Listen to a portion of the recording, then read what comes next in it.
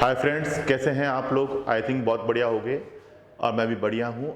आज अपन डिस्कस करने जा रहे हैं आपके इनडायरेक्ट टैक्स का जो पेपर हुआ है उसके एमसीक्यू के सॉल्यूशंस को डिस्कस करने जा रहे हैं। काफ़ी स्टूडेंट्स का कॉल वगैरह आ रहा है कि सर आप हमारे को इनके एमसीक्यू के आंसर बता दीजिए क्या रहेगा, जिससे कि हम क्रॉस वेरीफाई कर सकें।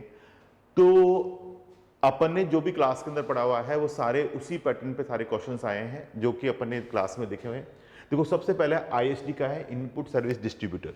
तो आईएसडी के केस में मैंने आपको बता रखा है कि जो इनपुट आ रहा है, जैसे बैंक का हेड ऑफिस आता है तो सारा का सारा इनपुट उसके पास आ रहा है, फिर उसकी जितनी भी ब्रांचेज होती है तो इनपुट को अपन टर्नओवर के रेशियो में बांट देते हैं। और कोई स्पेसिफिक यदि कोई आ रहा है तो वो आप स्पेसिफिक ब्रांच को या यूनिट को दे देते हैं। तो यहाँ दिल्ली ब्रांच को 3 लाख स्पेसिफिक आ रहा है, उसको अपन अलॉट कर देंगे। अलॉट करने के बाद यहाँ पर अपन लेके चलेंगे कि किस तरह से इसको कवर करेंगे। तो इसको अपन प्रोपोर्शनेट कर रहे हैं टर्नओवर के रेशियो में, तो स्टूडेंट इसका आंसर हो जाएगा आपके बी।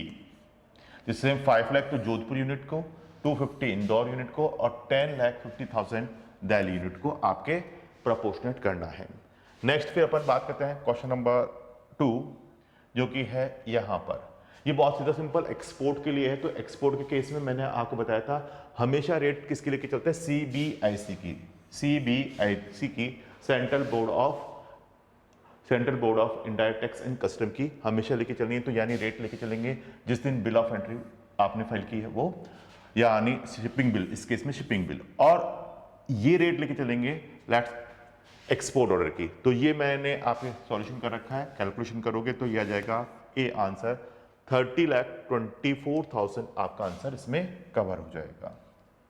इसके बाद अपन बात कर रहे हैं स्टूडेंट यहां पर कि आपके इंपोर्ट रिपोर्ट आईजीएम या आईआर, जैसे लैंड के केस में होता है आईआर, इंपोर्ट रिपोर्ट आईआर आपके 12 आवर्स के अंदर फाइल करनी होती है। तो उसके हिसाब से आपका आंसर हो जाएगा this one C 13 January 2025 4 hours. तो ये इस केस में आपके आ जाएगा। क्लियर है स्टूडेंट? इसके बाद अपन आते हैं क्वेश्चन नंबर 4, जो कि आपके केस स्टडी बेस आपके है। तो इसको अपन बात करते हैं, पूरा ले लेते हैं, जो जो पूछा गया है पहले उस पर फोकस करते हैं। देखो मैं आपको बताता हूं, value of outward supply of the contract execute with NCDEX। तो इसका आंसर आएगा डी, क्योंकि ये आपके एग्जेम्प्टेड सप्लाई है कि उसमें कवर कर रखे हैं, तो ये कवर नहीं होगा। इस तरह से input tax credit can be avail for stay in A hotel. देखो इस केस में आपके यहां पर इनपुट क्रेडिट आपको नहीं मिलनी चाहिए, क्योंकि ब्लॉक क्रेडिट का पार्ट होता है, नॉर्मली आपके ब्लॉक क्रेडिट में रहता है। तो वो ब्लॉक क्रेडिट के साथ उसको वर्किंग करेंगे। और साथ साथ यहां पर उसने रिटर्न भी नहीं फाइल किया है, तो उसको भी कवर हो जाएगा। तो ये आंसर हो जाएगा सी।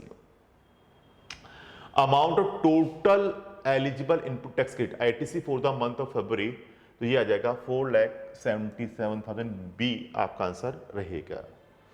After that nature of supply, the rate applicable of service provide to Rajendra will be this the composite supply chargeable to tax, principal rate से आपके टैक्सेबल रहेगी।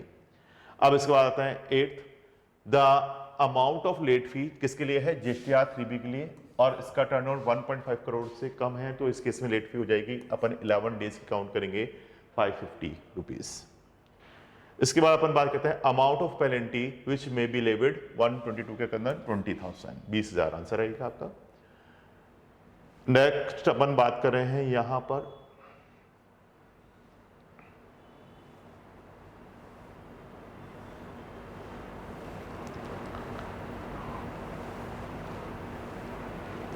in respect of outward transaction made during the month of August 2024, which of the following value will be treated as supply?